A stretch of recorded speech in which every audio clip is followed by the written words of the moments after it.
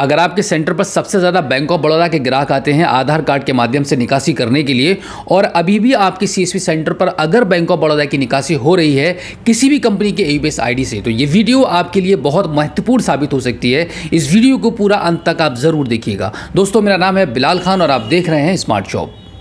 आज की इस वीडियो में हम आपको बताने वाले हैं कि बैंक ऑफ बड़ौदा की अगर आपके सेंटर पर निकासी हो रही है तो आपको थोड़ा सा सावधान होना पड़ेगा। एक और प्रैक्टिकल से एक बात निकलकर सामने आई है कि अगर आपके सीएसपी सेंटर पर बैंक ऑफ बड़ौदा के ट्रांजैक्शंस हो रहे हैं, जी हाँ बिल्कुल, आज की इस वीडियो में हम उन सीएसपी के भाइयों के बारे में बात नहीं करने वाले हैं जिनके यहाँ पर नहीं हो रहे हैं अगर आपके यहाँ पर ट्रांजैक्शन। तो आज की इस वीडियो में हम आपको एक खास अपडेट देने वाले हैं कि किस तरीके से आपको क्या करना होगा कि आपके सेंटर पर अगर आज की डेट तक अगर बैंक ऑफ बड़ौदा के ट्रांजैक्शंस हो रहे हैं तो और आगे भी होते रहें तो उसके लिए आपको कुछ सावधानी बरतनी होगी, जो कि मैं आपको इस वीडियो में बताने वाला हूं। जैसे कि आपको पता होगा कि मैक्सिमम सीएसपी भाइयों की डिवाइस ब्लॉक हो चुकी है, आईडी ब्लॉक हो चुकी है। बहुत सारे लोग 15-15, 20-20 आईडी और डिवाइसेस परचेज कर चुके हैं, लेकिन उनको कोई भी समाधान नहीं मिला। डेली बैंक ऑफ बड़ौदा का सर्वर आईडी को और डिवाइसेस को ब्लॉक कर रहा है। अगर मैं इस मंथ फरवरी की बात करूं तो फरवरी 2023 से बहुत ज़्यादा कॉल्स आ रही हैं, लोगों के फ़ोन्स आ रहे हैं, लोग सीएसपी हमें कॉल कर रहे हैं कि हमारी डिवाइस बंद हो गई, अब हमारी आईडी काम नहीं कर रही है।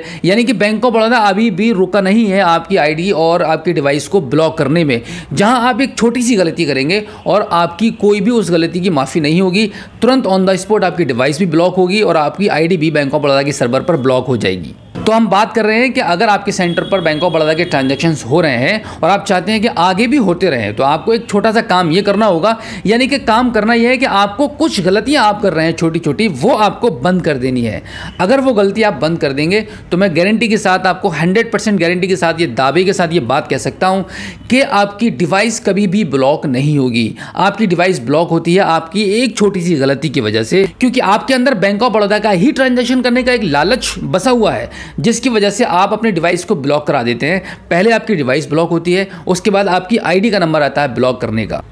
तो अगर आप चाहते हैं कि आपकी डिवाइस कभी ब्लॉक ना हो तो इसके लिए आपको क्या करना होगा और कौन से काम आपको आपके सेंटर पर बंद करने होंगे जो आप जाने अनजाने में गलती कर रहे हैं। गलती ये कर रहे हैं कि आपके पास बैंक ऑफ बड़ौदा का ट्रांजैक्शन करने के लिए फॉर द एग्जांपल 5 आईडियाँ हैं, 5 डिवाइसेस हैं। तो आप करते क्या है कि एक और वो पाँचों आईडी जो आप चला रहे हैं या 10 आईडी चला रहे हैं या 3 आईडी चला रहे हैं, वो जाहिर है आपने अगर बैंक ऑफ बड़ौदा के लिए ले रखी हैं, आपके फैमिली मेम्बर्स के अलग अलग पर्सन के नाम से होगी। तो होता यह है मैक्सिमम सीएसपी इस बात को कर रहे हैं।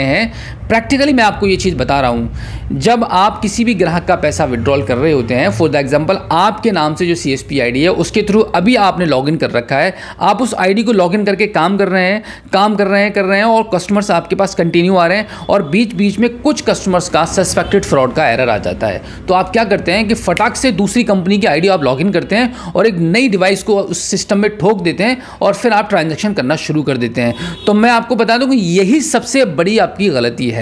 एक दिन में आप 15 आईडी यूज़ कर रहे हैं, एक दिन के अंदर आप 5-5 डिवाइसेस को अपने सिस्टम से चेंज कर रहे हैं। मतलब आप मौका दे रहे हैं बैंक ऑफ बड़ौदा के सर्वर को, आपके पास जितना भी हार्डवेयर है, आपके पास जितना भी सॉफ्टवेयर है, आपके पास जितनी भी कंपनीज की आईडी हैं, उन सभी आईडीज़ को ब्लॉक करने का एक मौका दे रहे हैं बैंक ऑफ बड़ौदा के सर्वर को, और कुछ नहीं। क्योंकि आप चाहते हैं कि आपके पास अगर 100 रुपये निकालने के लिए आया है कोई ग्राहक तो उसका भी आपको विड्रॉल करना है। आप चाहते हैं कि आपके पास जितने भी ग्राहक आ रहे हैं, अगर सस्पेक्टेड फ्रॉड का एरर उसके पास आ गया, आपके पास आ गया, तो आपको लगता है कि ओ शिट, ये तो मेरे पास ही आ रहा है, मेरी फलानी आईडी से, ये दूसरी कंपनी की आईडी से, फिनो से, स्पाइस मनी से, वहां से नहीं आता, मैं उससे लॉगिन करके मैं कर लेता हूं। लेकिन यार एक बात तो समझो, आपको अपने ग्राहक से जब भी आपके सिस्टम पर सस्पेक्टेड फ्रॉड का एरर आता है तो क्या आपने कभी अपने ग्राहक से एक बार भी इस बात को पूछा कि आपके सेंटर पर आने से पहले वो कहां जाकर अपनी फिंगर को लगा कर आया है?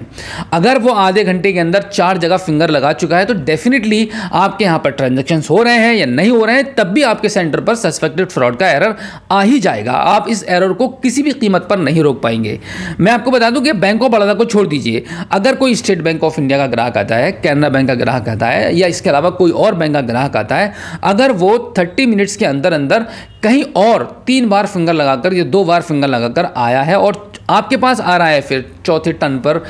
दूसरी बार में या तीसरी बार में, तो डेफिनेटली किसी भी बैंक का ग्राहक हो उस पर सस्पेक्टेड फ्रॉड का एरर आ ही जाना है, क्योंकि ये जो नियम कानून लगाए हैं वो आरबीआई ने लगाए हैं। 30 मिनट से पहले आप दोबारा अपनी किसी भी ग्राहक के फिंगर को नहीं लगा सकते। तो सस्पेक्टेड फ्रॉड यानी कि आपके सेंटर पर अगर ट्रांजैक्शन हो रहे हैं और ट्रांजैक्शन करने के दौरान अगर किसी भी ग्राहक का सस्पेक्टेड फ्रॉड का एरर आ जाता है, तो आपको ग्राहक से पूछना होगा कि क्या उसने 30 मिनट से पहले कहीं फिंगर तो नहीं लगाई है। अगर उसने लगाई होगी तो आप रुक जाइए, सावधान हो जाइए, वहां पर आप डिवाइस चेंज मत कीजिए, आईडी रीलॉगिन मत कीजिए, एक ही कंपनी की आईडी से आप काम कीजिए, जिससे कि आपको भी इन फ्यूचर कोई प्रॉब्लम नहीं होगी। क्योंकि आप 50 आईडी ले चुके हैं, आपको तो मौज आ रही है, मज़ा आ रहा है बार बार आइडिया बदलने में, चेंज करने में, आपको लगता है कि आपका काम बन जाना चाहिए। क्योंकि भाई अगर किसी भी ग्राहक ने अगर 6 महीने के बाद भी आपसे आकर ये कंप्लेन कर दी ना कि आपके यहाँ पर उसने पैसा निकाला था 1000 और अब वो दावा कर रहा है कि 1500 निकाल लिए थे, इनके 500 एक्स्ट्रा निकाल लिए थे,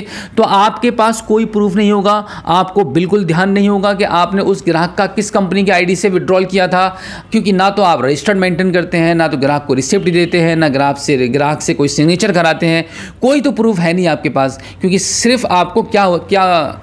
क्योंकि मैक्सिमम सीएसपी क्या सोचते हैं कि ट्रांजैक्शन सक्सेस हो गया, आपने पैसा दे दिया, बात खत्म हो गई, और कस्टमर से आपने अपना कमीशन ले लिया, बात खत्म हो गई। भाई ये तो ठीक है, लेकिन यहां पर सबसे बड़ी मिस्टेक आप यही करते हैं, क्योंकि ना तो आप रजिस्टर्ड मेंटेन करते हैं, ना सिग्नेचर लेते हैं, ना उसको कोई रिसिप्ट देते हैं। क्योंकि आपके पास भी कोई प्रूफ होना चाहिए, क्योंकि आप एक फाइनेंशियल वर्क कर रहे हैं, तो इसके लिए कस्टमर कोई भी आप पर कोई भी क्लेम कर सकता है। तो इन सभी बड़ी बड़ी समस्याओं से बचने के लिए ये सारी चीज़ें आपके पास होनी चाहिए। लेकिन इस वीडियो में जो मेन मकसद है हमारा बात करने का वो ये है कि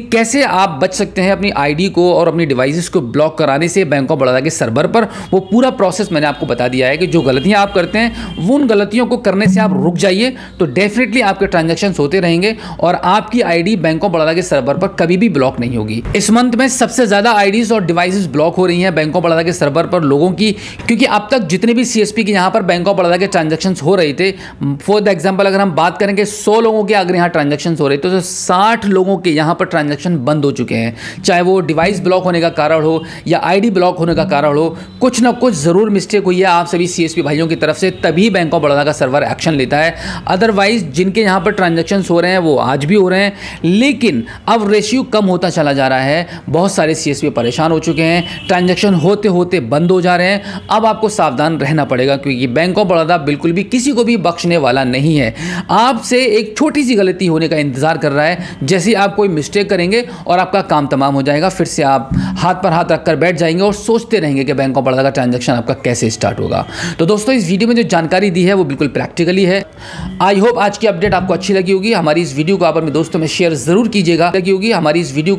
में शेयर जरूर कीजिएगा और पहली बार हमारे स्मार्ट शॉप यूट्यूब चैनल पर आए हैं, आपने अभी तक हमें सब्सक्राइब नहीं किया है तो प्लीज एक बार सब्सक्राइब कर लीजिएगा और बेल आइकन को भी प्रेस कीजिएगा। तो चलिए दोस्तों, मिलते हैं आपसे किसी और एक अगली वीडियो में, एक नई जानकारी के साथ, एक नई अपडेट के साथ और एक नए जोश के साथ। तब तक के लिए जय हिंद, जय हिंद।